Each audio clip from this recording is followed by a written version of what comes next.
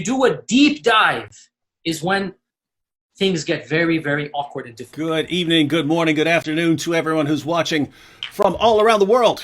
I'm your friendly neighborhood philosopher, David Wood, and with me now is the legendary Jay Smith. Jay, how are you doing?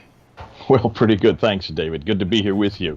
Finally, I've never been on your show before. This is the first time, I think. No, it's strange. I'm actually bad about getting people on the first time. Then it's much easier.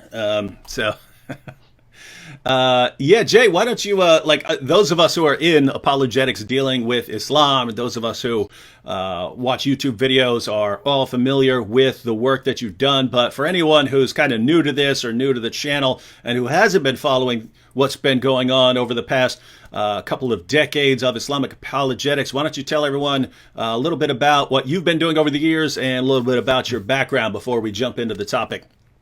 Okay, I think I'm the granddad of all the ones who've been on YouTube. I've been on YouTube now since 2006. So what's that? 14 years?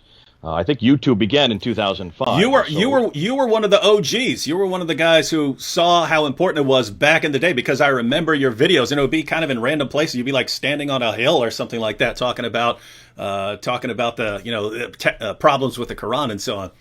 No, that was the ladder, David, but you were there with us. I think you came down to No, I will find it. I saw pictures of you about before the ladder. Okay, yeah, well, that was back in London, back in 2006, and we were unpacking, looking at this kind of material. In fact, some of the stuff we're talking about tonight will be very similar to what we were talking about way back in the, goodness sakes, it seems like a century ago. But I've been doing this for about 40 years now, not YouTube, but engaging with Islam since the early 1980s. Now, you can see my gray hair. That makes me the granddad of all of you. But it's fascinating. I don't think I've had it this easy as I have it right now. We've never had it this easy. In fact, in just the last week and a half, we've had a real breakthrough, a real crack in the dam. For all the years that I've been working, and I've done most of my work in, of course, I grew up in India. I'm a missionary kid, and so my father were missionary, my grandparents are missionaries. So I've come from that part of the world. I've come from the Indian subcontinent, surrounded by Muslims my whole life. We have about 200 million Muslims there in northern India. And so having grown up with them, I do not fear them. In fact, I engage with them. I've had roommates that were Muslims. I've had classmates that were Muslims. I remember we were having these discussions when I was knee-high to a grasshopper. But because I left them back in 1971. It was when I came to the States to do my undergraduate and postgraduate that I finally got my first degree in apologetics, but not Islamic apologetics. There was no such thing back then in the 1980s. And so I went to Fuller Seminary and got another master's, and that was on Islam, but still not apologetics and not. And of course, the word polemics wasn't even known. We didn't have a word like that. It was only when I left and went to Africa with my wife that we started coming across this material that was fascinating to me. We were there for about 5 years, and then we were asked to go to London. And in 1992, we went to London. And one of the first things I did was go down to Speaker's Corner. Now, Dave, you've been there, haven't you? You know what it's like. Yep, a couple times. It's volatile. It's the bastion of freedom of speech. It's the only place on earth where you can say anything you want. There's only two laws. One is you may not slag off the Queen, and you may not use any violence, which are both broken every week. But this is the one place where we can take on Islam. But no one was doing that back in 1992. And for the 1990s, that whole 8 years that I was there in the 1990s, I was really the only one that was confronting Islam all alone. And boy, I got beat up. I mean, physically beat up. We would get my glasses broken. We got punched quite a bit. It was a very violent environment.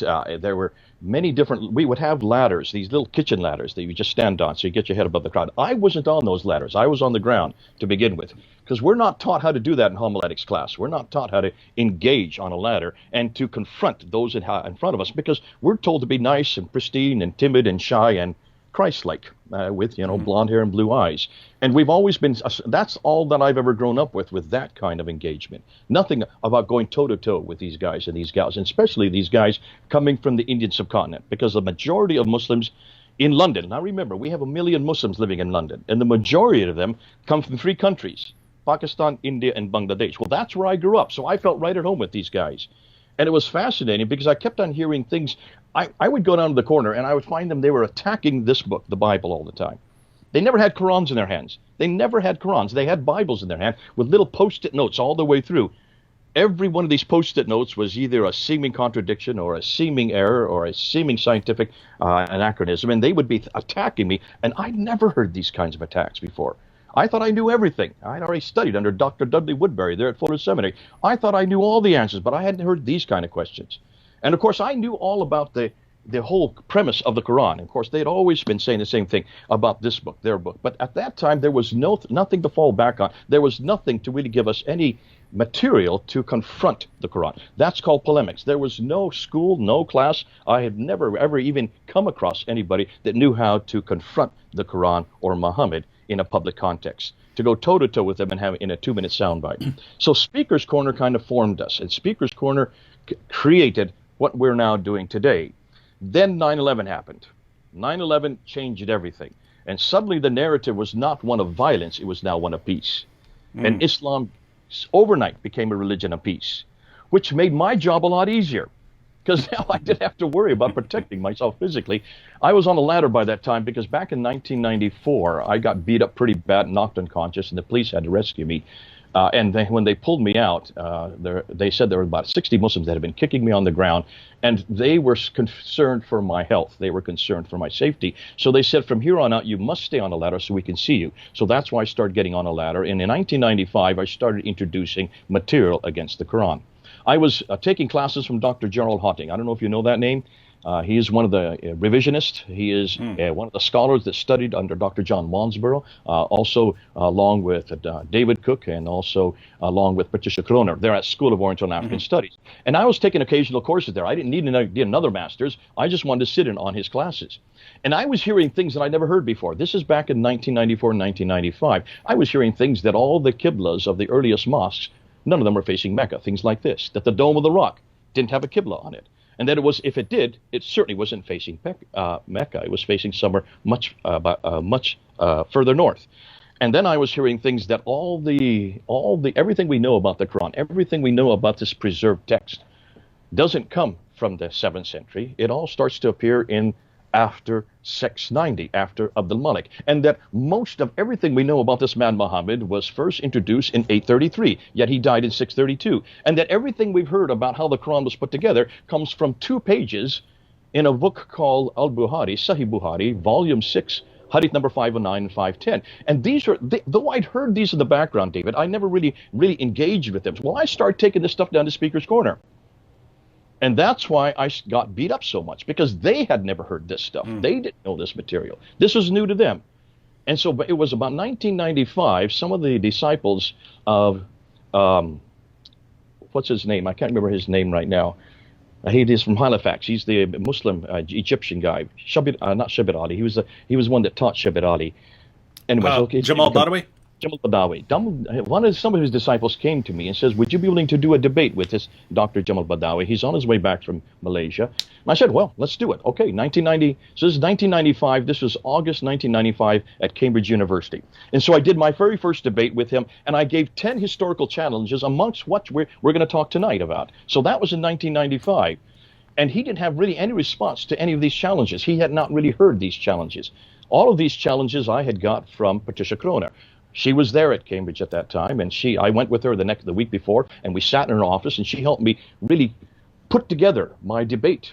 So it was fascinating to me that someone of his stature, of his ability, probably one of the best, certainly one of the best Muslim polemicists at that time, and certainly one of the best Quranic apologists in the English language, could not answer these questions. Now, we didn't talk about Qira'at so much at that time. We were talking more about manuscript evidence. But he didn't have any response to these problems, these geographical problems, the problem with Mecca. He didn't have any response to this idea that there was no reference to Mecca until 741, until the mid-8th century.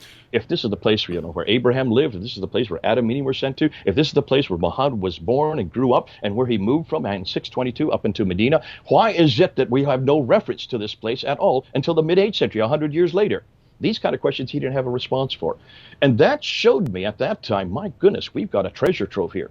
We've got some material here that we need to work on. We've got some material here that we need to start introducing to the world. So that was way back in 1995. Well, this is 25 years later, and we're still working on it, but we've never really had the kind of response like we had this last week.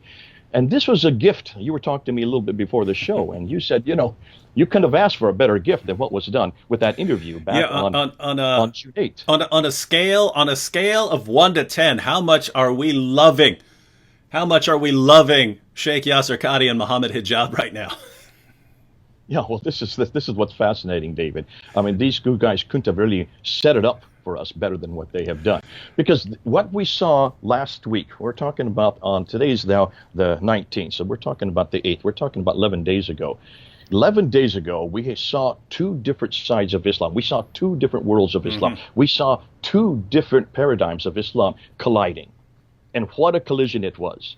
And I think this is what the Muslims need to hear. You've got a real problem here. Because if you have your cleric over here, I mean, if you have your academic, let's put him over here in the West. He says, and he claimed that, didn't he, within the talk. He talked about himself being an academic, and he is. No doubt about it. Well respected here in the United States and around the world, coming from Houston, has grown up here, has an American accent. And what's more, he has gone and done what an academic should do. He's done his master's degree. He's got a PhD from Yale University, one of the best universities in the world, on this very material. And here he was. That happened 25 years ago. And here he was talking to Muhammad Hijab on this side. Muhammad Hijab, I would suggest, represents about 99% of the Muslim world, what we call the traditional Islam. This is the Orthodox Islam. This is the classical Islam. This is the Islam that never asks any questions any deeper than you just memorize, you just obey. On this side over here, this guy over here, he has a completely different environment. He's grown up not in the traditional world, he's grown up in a very Western world. And so as that, and having gone to places like Yale, he has to ask and answer a whole different set of categories. And you saw those two worlds collide. It was cool. It was cool because Sheikh Yasir Qadhi, he was actually trying to explain that to hijab. He said, when you're at the beginning level of knowledge, you're like, what is all this? Ahruf, Kirat, what is all this stuff? I don't know what this is.